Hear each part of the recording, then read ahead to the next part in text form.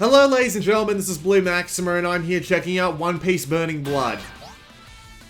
Sorry this took me so long, but I wasn't actually able to get review code until a few days after the game came out. I'm pretty sure it was a problem on Sony's side more than anything else, but oh well, I have it now. I've played it for about 2 hours. There's a more specific timer in the game that I'll go and have a look at right now, and you can see exactly how long I've been playing for. Not incredibly long, considering this is a fighting game, but I'm pretty sure I've got an idea of what's going on. Yeah, an hour 45 minutes, close enough to 2 hours. So, this is an adaptation of one arc of One Piece, which is a little bit weird for me personally, because I don't know much about the series. So, having only one tiny part of the story be adapted for this is a little odd. I mean, you do get to experience the same thing from like 4 different angles, so it might add a bit more for people who are into the series, but it's a bit... What's the word I'm going to use? Just a bit sparse on story content, but we'll go have a look at it first. I'll try and avoid spoilers, so I'll only play a couple of the earlier fights just to show off what this story mode is like. But basically, here's the drill. You've got a bunch of story missions that you have to go do, and if you can pull them off with some set of conditions, like for example, win with over 70% of your HP left, you get extra missions. And the extra missions are tiny little side points of the same story. So, let's play... Alright, yeah, let's play this fight against Hawkeyes. So let's do that. Hopefully it won't put me through any of the tutorials. I'll only play 1 or 2 battles because I want you to see this.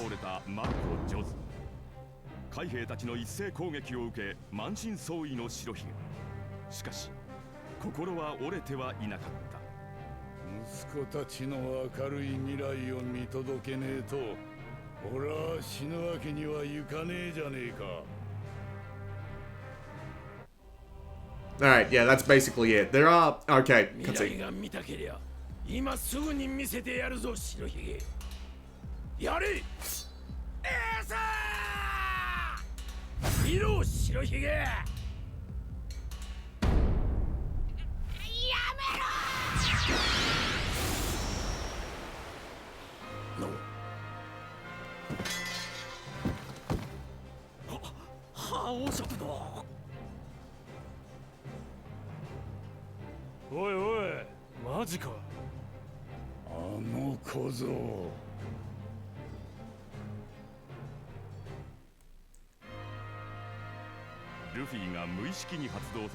Alright, you've seen a cutscene like this, so we'll just skip to the end of that. So, the story is, again, relatively well portrayed. These cutscenes are nice to look at, nice to watch, the voice acting's good. Again, it's just, it starts... Like, I actually had to go and look this up, because I have no idea what part of the story takes place in. So it takes place, like, directly before the 2-year time skip. But it's an absolutely tiny part of the overall One Piece story. You don't get any context as to who the characters are, what they're doing, what they want, etc, etc, etc. I know from previous experience of the series that everyone's trying to become the Pirate King, the pirates are fighting the Marines, yada yada yada yada yada. But, again... It's just a bit, what's the word I'm looking for? Just a bit sparse on details, and it's probably not very good for first-time players. But yeah, that was a quick look at the story. After this, we'll go and swap to wanted posters, but basically that's the idea. The story's presented through those cutscenes. You do get to unlock, like, extra episodes later on that let you do other things. And again, the whole story's told from the position of, like, 4 different people. So... There is some story content here, but this content that's here, like, just the main story alone, not the extra episodes, because the extra episodes are actually pretty difficult. It took me about an hour to get through all the main story episodes, so it's actually pretty short, all things considered. So there's not that much story content to go on. Where the majority of this game's content lies in the case of the single player is in the wanted posters and the online pirate war, and I'm gonna go and check those out right now. But I'll let you watch one more cutscene. 虫の居所が悪いんだ。気ぃつけな、鷹の目。Well, that's it, basically. At the end, you earn a bunch of money. I'll go explain what the money's for before I move on to the rest of the stuff. Everybody gets experience. Everybody you've unlocked at that point gets experience. And there's the extra mission I just unlocked. And it's Crocodile. I imagine it's versus Hawkeyes, but oh well. So we'll head out of the Paramount War and we'll go to the Pirate Base. This is where you go to buy characters. So if I come to the battle character screen, you can see that every character in the game is available and you can buy them just outright. No problem, right? So I've only got the basic set of characters that let you unlock so far, but they actually give you a pretty well-balanced set of characters to start out with, so it's not too terrible. Unfortunately, every character in this game is bloody expensive, so it's either you have to run through the story mode 4 times in order to unlock everybody, or you spend money to unlock them early. And then you've got support characters, which cost a ton of money by themselves on their own, and there's a ton of them as well. Like, seriously, look at all of these. You have to spend so much money to unlock everyone here. It's kinda nuts. But yeah, there is a lot of different characters here, and all the main characters do have... Why is it that all these women look the same? I mean, I don't know anything about One Piece, but Boa Hancock and the lady that runs around with the Straw Hat Pirates and Violet here... Why is it there are so many women that look the same? Are they all sisters or something? Is this some sort of Pokemon nurse and police thing going on here? But anyway, you get the idea. So you buy battle characters and support characters and you can put together a pirate crew. Now your pirate crew has to be, well, for most of the time, it usually has to be out of 9,000 points. So I'm going to make a pirate crew right here just so I don't have to spend too long getting together a decent crew. But I'll try and do random so that you can at least see some of the characters I have unlocked. And we can also make support characters. We have to pick support characters as well. So I will pick these 3 supports. There we go. So that's a 9,000 team. And you can make them one of your pirate crews, and that means you can select them pretty quickly as you go through the game's multiple modes. So it makes it easier for you to do that. I'll show off what the pirate flag battle is, and then we'll go and have a look at the Wanted versus mode. You can also do free battle, which is pretty obvious to what it is. And there is also online fighting. And I have done online fighting. Well, one online fight. And despite the fact that it seemed that he was always managing to land the first attack on me somehow, so it might have been a ping issue, it seemed perfectly fine. There wasn't any lag or slowdown or anything like that. So it seemed pretty decent, actually. And don't worry, I'm going to spend a ton of time, like, doing fights after I fiddle around on the pirate flag battle, but you just have to see how it works, basically. So I just got to hook up to the internet, because this is how this mode works. Aw, I lost against Buskagun? Okay. But anyway, you do get emblems and titles that you can use as the game goes on and all that, and you can change that for your online stuff. It's pretty obvious. But anyway, the pirate flag battle is you can pick a particular what's the word I'm looking for? A bunch of brain with me here. A faction. You can pick a faction, and that faction will become your main group. Like I've picked the Straw Hat Pirates because it was at the very top of the leaderboard, because that's what I always do. And if we sortie, and this is a season, by the way, seasons last for 5 or so days, and the idea is that you have to be you're in a specific area, and in order to move, you have to spend log points down the bottom left there.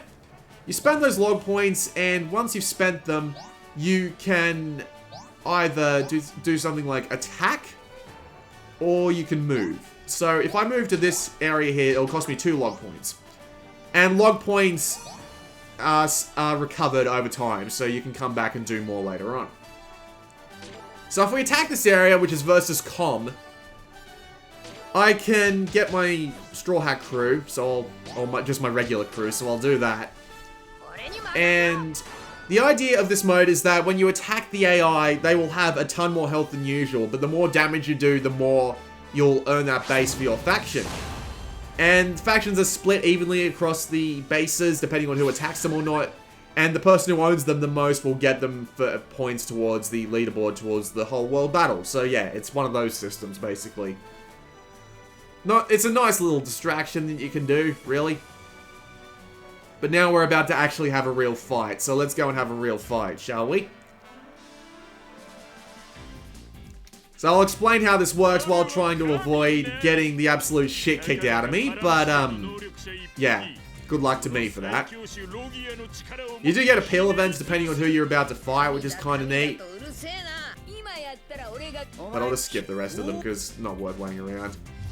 But anyway, away we go. So, the game's a one-on-one fighter in the same sort of way that like Dragon Ball Xenoverse is. I know there are other games like it, like Tenkaichi Tag Team. I have actually played that.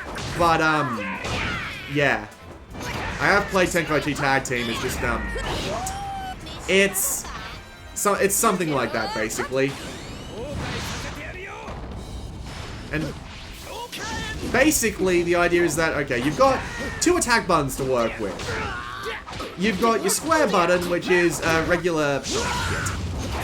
You've got your square button, which is a regular attack, and you've got your triangle button, which is your unique attack spread across the different members of the crew, right? So, for example, is this Zoro? Or is it Sanji? I can't remember their bloody names. I do apologize for that. But, basically, his triangle button lets him use his swords. If you've got Ace out, like Ace is like the one kicking my ass right now, but if you've got Ace out, it'll do his fire attacks.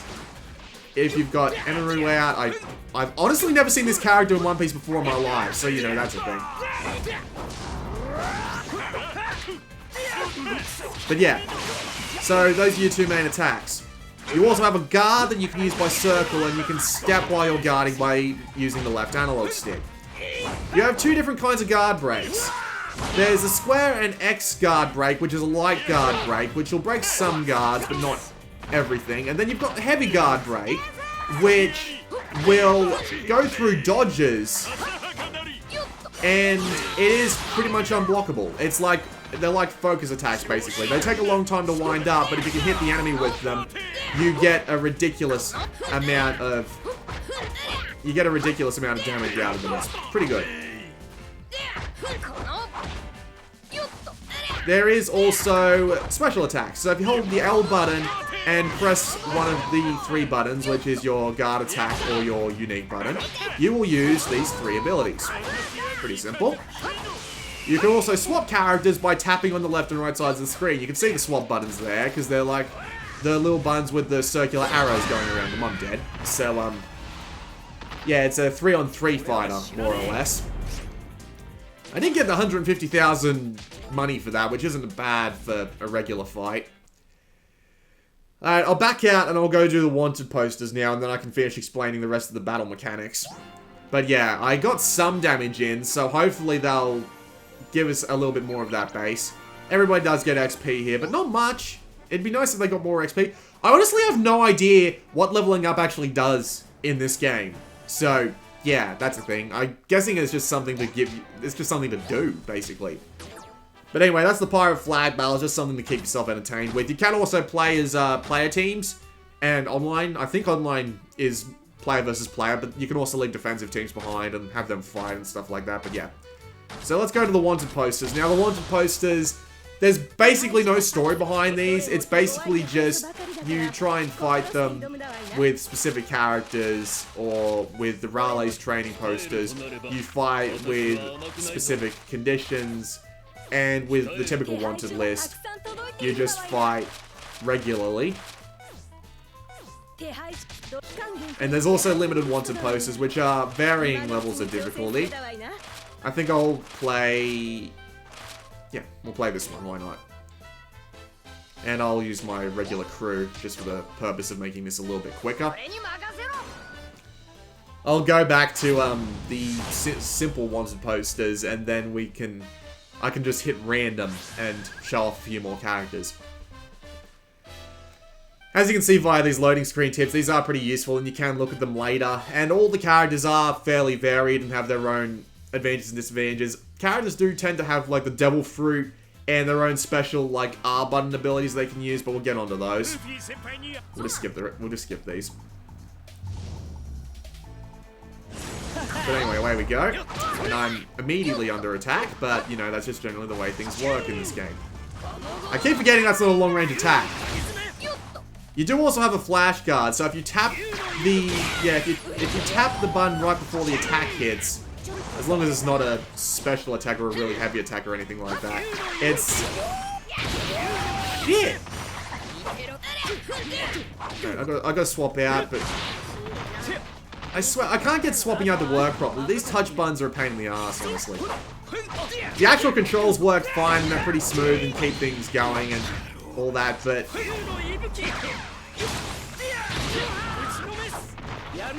I think my door just got a knock on it. Hang on a second. Alright, I'm back. It was just my imagination, because of course it was, right?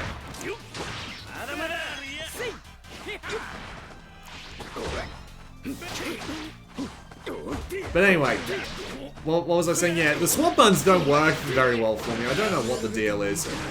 But anyway.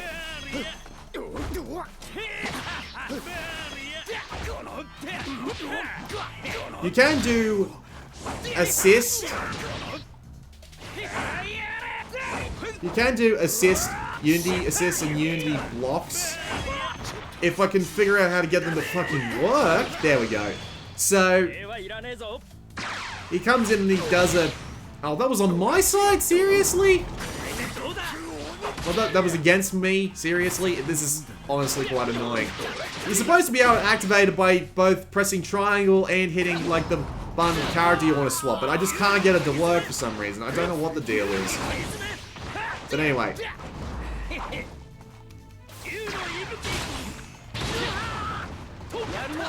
I'm really not doing so well, am I? I'm really not. This isn't very good.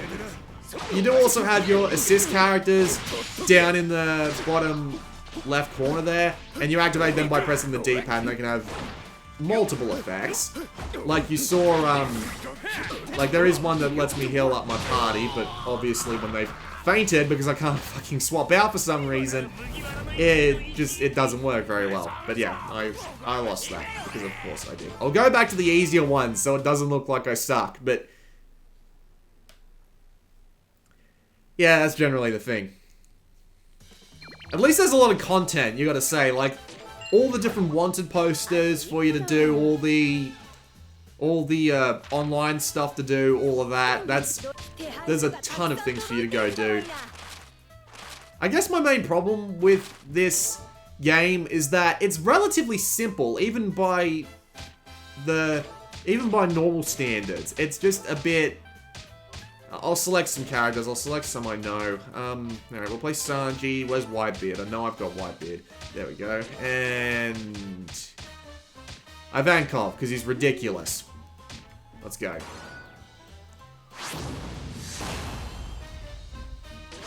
There is a fair amount of content to do. You've got all the different wanted posters and the online stuff and all that, so that's kind of nice, but... The actual fighting itself is a bit simplistic. Everybody runs on basically the same sort of style. There's just a couple of moves here and there that are different, so, you know, it's a pretty basic fighting game, and it's very stylish, but it's not exactly... It's not exactly deep, in that sense. Alright, so Whitebeard is... Jesus! Whitebeard is huge, for one, and he's got lots of powerful attacks, but he's very slow at them, which is why I need to try and be a little bit more careful, but as you can see, I am basically just wrecking face.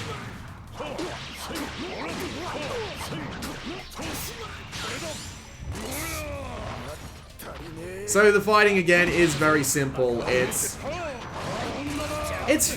pretty fun, but it does feel a bit button mashy at times. There is some skill to guarding and dodging, obviously. It's not entirely a button masher, but it does remind me a lot of games like Unlimited World Red, where the characters are very simplistic. They're pretty easy to learn for the most part. That was a grand impact, because that's kind of neat. And sure, there is a lot of skill to it, and it is pretty easy to lose if you're not paying attention, but I can see this becoming very repetitive very quickly, which is my main problem with it. considering that you've only got like 2 attack buttons and it's not very varied, especially with different characters and all that, it's just, it can get a little bit boring. Especially when the main story content, which is meant to keep you interested, won't last for very long. Alright, I'll start with Ivankov this time, because I didn't get to see him in the last one. I'll grab Usopp, why not, and Robin, because what? Yeah, there's Robin. I swear all these ladies look the same. It's not just me, right? Alright, activate to temporarily prevent all knockback. That's actually pretty useful if you can trigger it. If you can trigger it at the right time. And don't get me wrong, there is some depth here. It's just, I find myself getting bored of this pretty quickly. Just because all the characters feel relatively samey, even with their different moves. Because it is basically the same thing across all of them. There's no real variation. It's just different timings, more or less. Like, you just, square and triangle do basically the same thing. You can do like ranged attacks by holding back and all that. And there are different combos of square and triangle for different characters, and they are listed in this move list here. Yeah.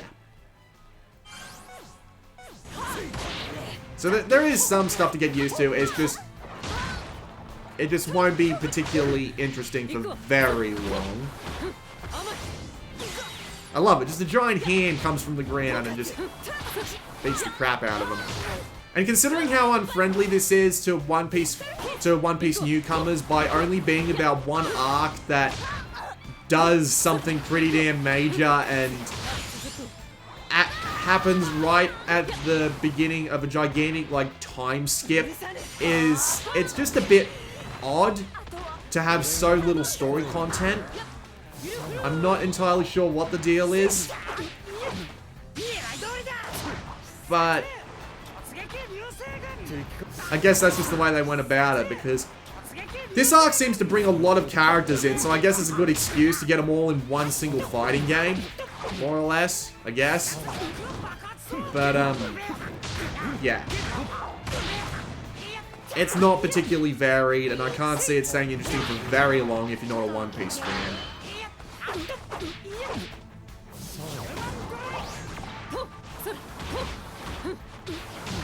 God.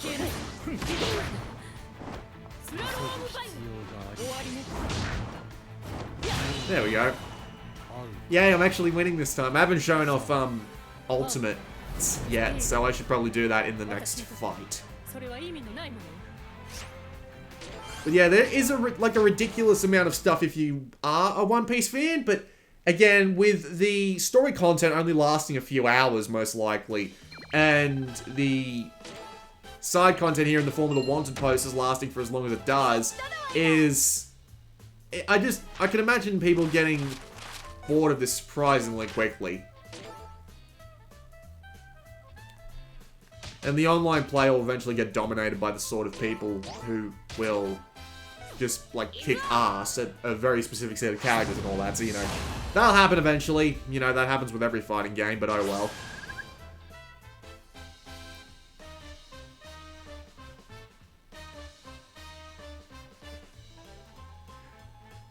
It's still pretty fun, more or less. It's just, I don't see how anyone outside of One Piece fans would get a kick out of this. And even then, the One Piece fans don't get much because they only get one arc of the story to go through. And then it's just generic wanted posters, more or less. So, yeah. There's better fighting games to play on the Vita. So, Jesus, that's a long-range attack. I'll try and... Oh, well, I'm probably not going to be able to show off my ultimate attacks. I'll go and do a bunch of, like, specific of the... I'll go and do a bunch of the set wanted posters. I'm really terrible at dodging into them. Like, I have a bit of problem with dodging because for those of you who watch my channel for as much as you do, that was my fault. For those of you who watch my channel as much as you do, you'll know that my analog stick is a little broken. You can't do movement on anything other than the left analog stick. So I end up dodging forward when I'm not trying to, and it's kind of infuriating, but oh well.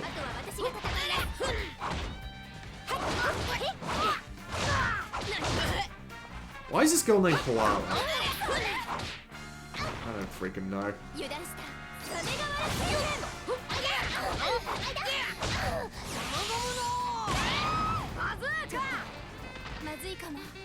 I'll give the game credit for its graphical style though, and its overall technical performance. While the backgrounds do appear a little bit blurry and strange like that sometimes, the actual models and the fighting itself it stays relatively smooth.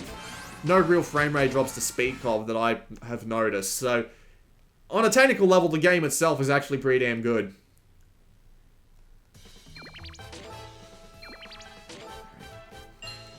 Alright, let's back out and do some more specific wanted posters. Oh, it's a rank up poster. Okay, well yeah, that's generally how it works. Alright, so, Raleig's training. So, let's pick... Alright, let's do this. Oh, it's just gonna be freaking Ace and Luffy again, isn't it? Of course it is. I use Luffy way too much in this. I use Ace way too much in these freaking games, so I don't know why the hell. Oh well, alright, so those three will do. We'll just hit complete.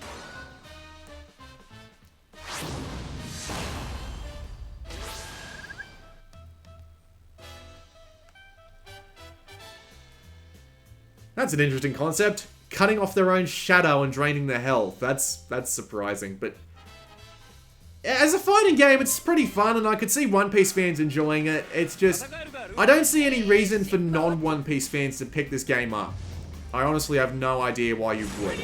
There are better fighting games on the Vita. If you're looking for a brawler that's like this, then, you know, there aren't many other choices when it comes to the Vita in this case. I mean, definitely not the worst choice you could make when it comes to a fighting game on Vita, that's for sure.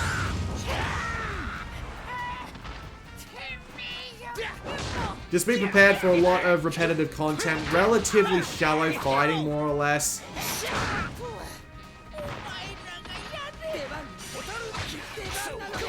But relatively interesting characters and a relatively varied palette and lots of different support characters that you can use and all that, and I better get him out of there.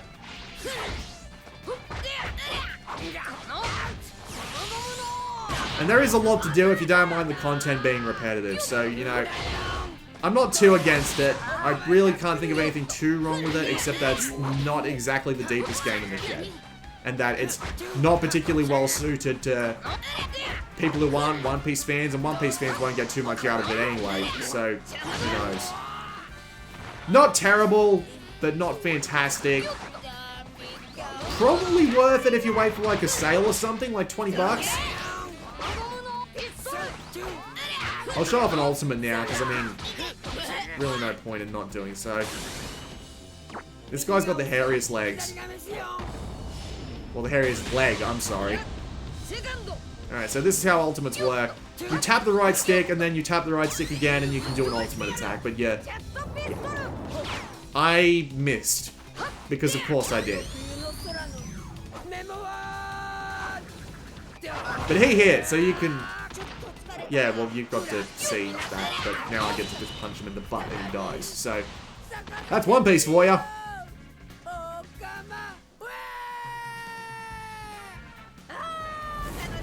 So, One Piece Burning Blood. It's pretty good. Not terrible, but, I mean, I wouldn't recommend this to anyone who isn't a One Piece fan, because if you don't know what One Piece is, this doesn't make a whole lot of sense.